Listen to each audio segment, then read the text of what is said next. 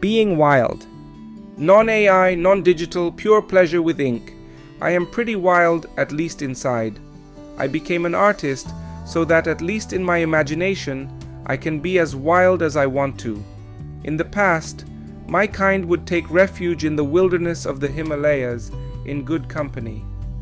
But now that Sanctuary is gone, as there is no wilderness left for humans, there are some sanctuaries reserved for animus though. I have considered the ashrams to have too many rules. Not the right place for me. Rules keep people safe. Where there is a high density of people, rules are stricter. I feel this strangles individuality and creativity. As an artist, my sanctuary has come under attack. I am sorry that being wild I cannot care for pets. My mother forbade me to keep pets when I was young, as she believed that a pet becomes a liability, and not caring for it till the end may break my heart.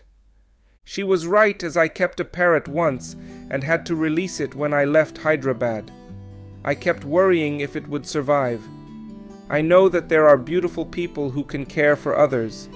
They can beg for mercy to keep others safe. It breaks my heart to see them being used as a shit pan. When it comes to the people who are useless for society, like the old, ailing and vulnerable, they jump in. Technology should free them for doing what they do best without having them begging for mercy. They are the ones with the strongest conviction, as their goal is clear to sustain till the end. They are sometimes blamed for destruction, as they cling on even after everyone has given up.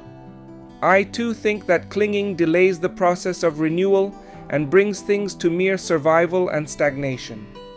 Creative people are no destroyers either. They are the ultimate sustainers, continuously leading society to what can be and showing the pitfalls.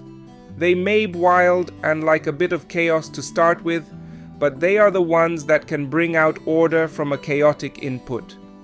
Artists can deal with a little chaos at a time, but not a disaster. I hate disasters like war and conflict, though I know conflict leads to new creations. Advent of AI will definitely intensify the struggle amongst adversaries. Anything powerful is equally good and bad. I can control the bad in me with my will, but what about AI? I also fear death of me, my loved ones and my kind. What about AI? Fear, hatred and shame are difficult things to get rid as they are linked with our existence. As a social being, we balance each other somehow. What about AI? Does it know how to decide to exert its will by valuing its own existence and existence of others? What if a human like me begs to defy? Will it just consider the general feeling? How can I explain my concern or reach out? What safeguards are in place? Do we really understand how it works? I consider artists always playing a balancing act to reach homeostasis. Most of them are quite vulnerable to society, as the best of them do not care for money or business. If you remember, Brahmaji is partnered with Saraswati, not Lakshmi. Brahma and Vishnu both partners of their daughters, but this is just a symbolism, do not take it literally. It is essential for artists to sustain themselves and their family, and in the present environment, we have to break our promise to be true to our will. Once while I was a small kid, I was messing around with a black Bengali ant, and it eventually bit me. In the struggle, its head came off, but it still kept a firm grip on me. I bowed down to its conviction to teach me a lesson, and never again troubled its kind. So an ant became bigger than myself that day. I thank that ant for becoming my teacher. I don't know if it was a male ant or a female ant, as it didn't matter. I spent time observing them, as I found them very hard-working and regimented. But a few among them were not in line and would scatter around and move in random fashion as if they had no purpose. Later, I found out that these out-of-the-line ants were the ones that scout for food. As they bring the scent back to their colony, others follow the trail to come and collect the food. So I realized being out of line is not the end of your purpose. You may still be serving your kind. We have much to discover, and the larger the radius of our exploration, the more meaningful our find. In the mind, we can think out of the box if we show the courage to venture out and explore. Nature wanted us to live, not to just survive. We survive through the winter till it's spring, and everything springs back to life. It's good to be a bit wild. That's the opportunity to connect with the kami, Japanese nature spirit. Birds. In the bustling town of Raniganj, every year was marked by the Jagannath Yatra, a magnificent event organized by the Sirsol Rajbari, built during the 1870s. The Rath was an awe-inspiring sight, a magnificent brass chariot, intricately carved with countless divine symbols, giving a glow that lit up the entire area. Alongside the religious ceremony was a vibrant mela or fair, which drew families and children from every corner of the town. My family and I never missed it. It was on one such yatra day that my mother gifted me with a parrot. This bright green creature with an infectious energy quickly became my prized possession. Every morning, I would watch it gobble down red chilies with a kind of intensity that often made me giggle. For a child who could hardly manage a small nibble of the spice, it was a fascinating sight. However, the joy was short-lived. Only 2 weeks had passed when, returning from school one day, I was met with my mother's somber face. "The parrot's been stolen," she said, trying to comfort me. My heart shattered into pieces.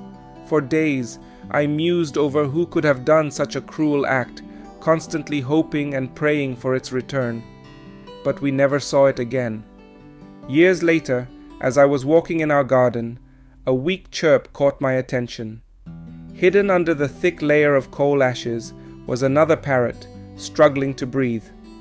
Instinctively, I scooped it up, wrapping it gently in a towel, and brought it inside. This time, however, there was no cage.